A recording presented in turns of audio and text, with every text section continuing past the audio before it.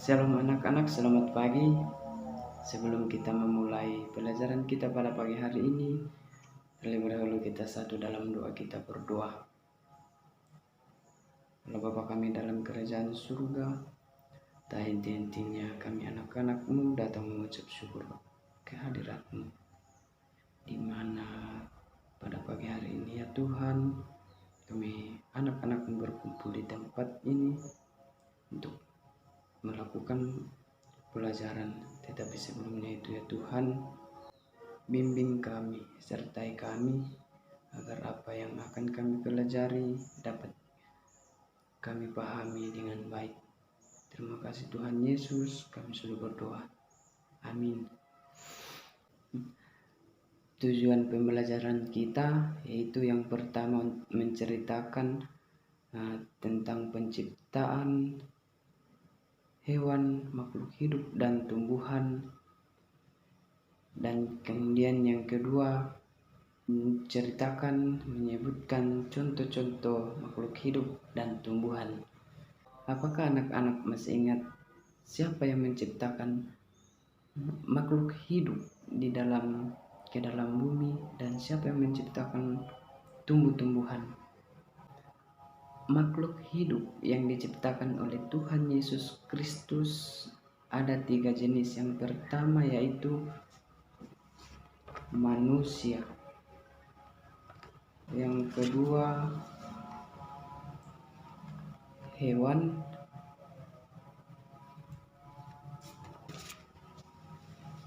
yang ketiga ada tumbuhan.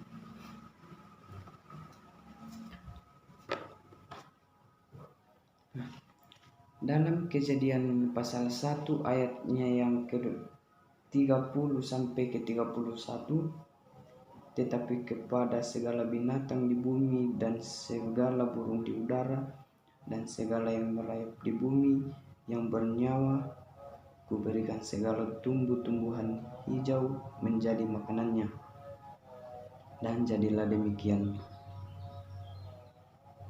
Maka Allah melihat segala yang dijadikan itu sungguh amat baik. Jadilah petang dan jadilah pagi. Itulah hari ke-6.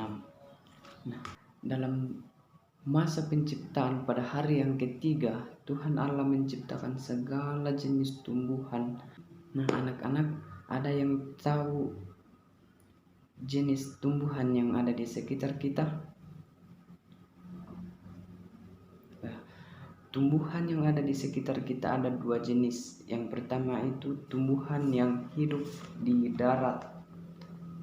Tumbuhan yang hidup di darat seperti pohon, bunga, rumput, dan masih banyak tumbuhan yang lain yang hidup di darat yang diciptakan oleh Tuhan kita Yesus Kristus. Kemudian jenis tumbuhan yang kedua yaitu tumbuhan yang hidup di air. Contohnya kita ambil contoh teratai.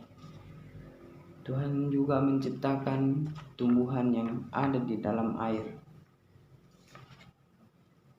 Dan anak-anak, kemudian hewan.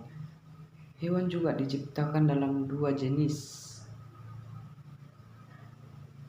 Ada hewan yang hidup di udara,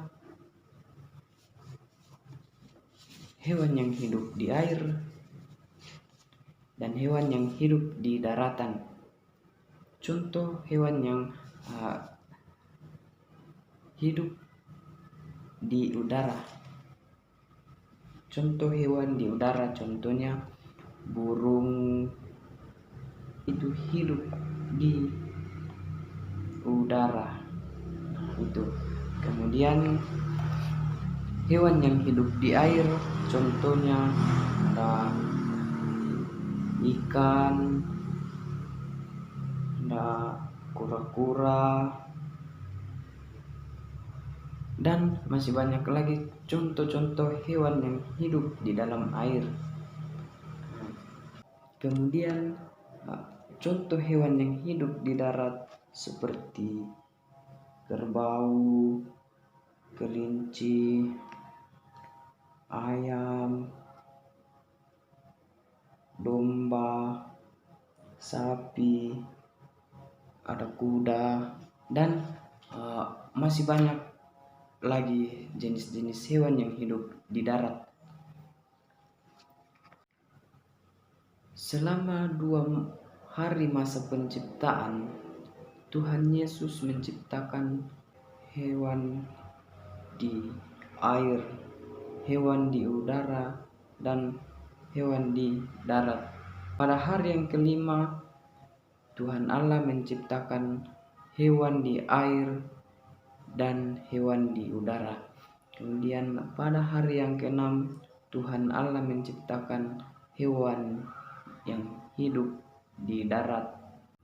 Nah, pada hari keenam Tuhan Allah menciptakan manusia karena segala kebutuhan dalam hidup sudah terpenuhi dari penciptaan pertama sampai ke penciptaan yang kelima. Tuhan Allah sudah menciptakan kebutuhan oleh manusia. Maka dari itu anak-anak, pada hari ke-6 Tuhan Allah menciptakan manusia karena kebutuhan hidup manusia sudah terpenuhi. Oleh karena itu, segala jenis tumbuhan, hewan-hewanan yang ada di dalam bumi, manusia diberikan kuasa atas tumbuh-tumbuhan dan hewan-hewan yang ada di dalam yang diciptakan oleh Tuhan Allah. Tumbuhan dan hewan dikuasai oleh manusia. Manusia berkuasa atas tumbuh-tumbuhan dan hewan-hewan yang hidup di dalam bumi. Maka dari itu anak-anak, manusia harus bertanggung jawab atas segala kuasa, harus mempertanggungjawabkan kuasanya atas apa yang diberikan oleh Tuhan Allah untuk menguasai seluruh makhluk hidup di dalam bumi.